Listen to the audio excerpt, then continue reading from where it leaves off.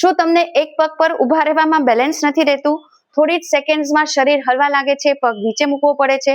તો આ માત્ર બેલેન્સની સમસ્યા નથી, પરંતુ તેની પાછળ પગની સ્ટ્રેન્થ, હિપ્સની સ્ટ્રેન્થ, એન્કલ સ્ટેબિલિટી સાથે શરીરનું કોઓર્ડિનેશન પણ જવાબદાર હોઈ શકે છે. તો આજના વિડીયોમાં તમે રેગ્યુલર પ્રેક્ટિસ કરી શકો તેવા 5 સરળ વ્યાયામનો અભ્યાસ કરીશું. નમસ્કાર, હું છું કાનન. પહેલો વ્યાયામ છે એન્કલ રેઇઝ, જેમાં આપણે એન્કલની સ્ટ્રેન્થ વધારવાની છે, સાથે પિંડીના સ્નાયુ ઉપર કામ કરવાનું છે. જ્યારે પણ જરૂર પડે ત્યારે તમારે સહારો લેવાનો છે. હું બંને રીતે બતાવીશ.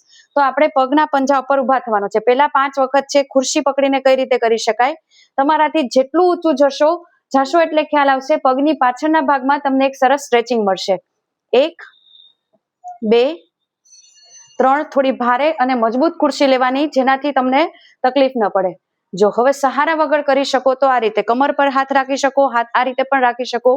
1 2 3 4. હવે અહીં તમે હોલ્ડ પણ કરી શકો. સહારો લેવો હોય તો એ રીતે, અને હોલ્ડ.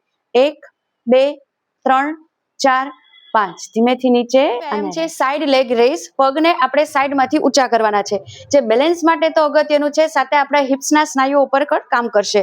1 થી 2 વખત હું સપોર્ટ સાથે બતાવું, પછી વિધાઉટ સપોર્ટ. કોઈ પણ આવી રીતે પકડી રાખવાનું, એક હાથ કમર પર, બોડી એકદમ સ્ટ્રેટ રહેવું જોઈએ. પગને સાઈડમાંથી તમે બહાર કાઢો. સ્ટાર્ટિંગમાં આ સ્નાયુઓ થોડા સ્ટીફ હશે, તો એટલું બધું ઊંચું નહીં થાય, તો અહીંયા રોકાઈ જવાનું. જેટલું થાય એટલું કરવાનું. 2 3. હવે વિધાઉટ સપોર્ટ પણ કરી શકો તો આ રીતે 1 2 3 4 એન્ડ લાસ્ટ 5. આવી જ રીતે તમારે બંને બાજુ કરવાનું. થોડું બેલેન્સ ચેલેન્જ કરીએ, જેમાં આપણા ગોઠણને લિફ્ટ કરવાનું છે. અગેન કહું છું, સપોર્ટની જરૂર પડે તો સપોર્ટ લેવાનો. કઈ રીતે કરવાનું છે? જો ધીરે ધીરે આપણા પેટ તરફ છે એ ગોઠણને લઈ આવવાનું છે. સ્ટાર્ટિંગમાં આટલું થાય અને દિવાલ કે ખુરશીની નજીક જ ઊભવાનું, જેથી તમે તરત પકડી શકો. હવે કરી શકો છો તો થોડું વધારે ઉપર લઈ આવો અને આ રીતે હોલ્ડ કરો. હવે હાથ કમર પર પણ રાખી શકો અને ફોકસ કરીને હાથ આ રીતે પણ રાખી શકો. હોલ્ડ કરીએ. 5 4 3 2 1. એવી રીતે સક્ષમ હો. ગોઠણ ન દુખતા હોય તો બીજો પગ ધીરે ધીરે જેટલો ઊંચો કરી શકો એટલો. Hold for 5 4 3 2 1. Slowly down and walk કરવાની છે. ખાસ જે લોકોને પોતાની ચાલમાં કોન્ફિડન્સ નથી, ચાલવામાં બીક લાગે છે, તે બધા જ આરામથી કરી શકે છે. એક પંજો, એની આગળ બીજો પંજો.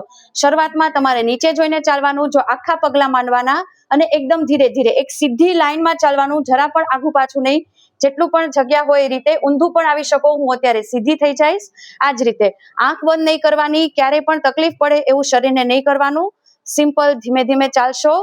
શરૂઆતમાં તમારે નીચે જોવું પડશે, પછી ધીરે ધીરે ઉપર જોઈને પણ તમે સ્પીડમાં છે એ ચાલી શકો. હવે આવીએ સૌથી મહત્વની એક્સરસાઇઝ પર, સિંગલ લેગ બેલેન્સ. આપણે એક પગ છે જમીન પર રાખવાનો છે, એક પગ છે ઊંચો રાખવાનો છે. પહેલા હું દિવાલ સાથે બતાવું. તો તમારે પ્રેક્ટિસ કરવી હોય શરૂઆતમાં તો દિવાલના ટેકે એક પગ તમારો અહીંયા જ્યાં પહોંચે ત્યાં હોલ્ડ કરો. સપોર્ટ લેવાનો, આરામથી તમારે એક પગ પર ઊભવાનો છે. બસ આ રીતે 5 સેકન્ડ આપણે હોલ્ડ કરીએ. 1 2 3 4 5. હવે તમારે સપોર્ટ વગર કરવું છે, તો આવી રીતે મજબૂત ખુરશી બાજુમાં રાખવાની. બીજા પગ સાથે બતાવું. જ્યાં જેટલો પગ પહોંચે ત્યાં હોલ્ડ કરવાનો.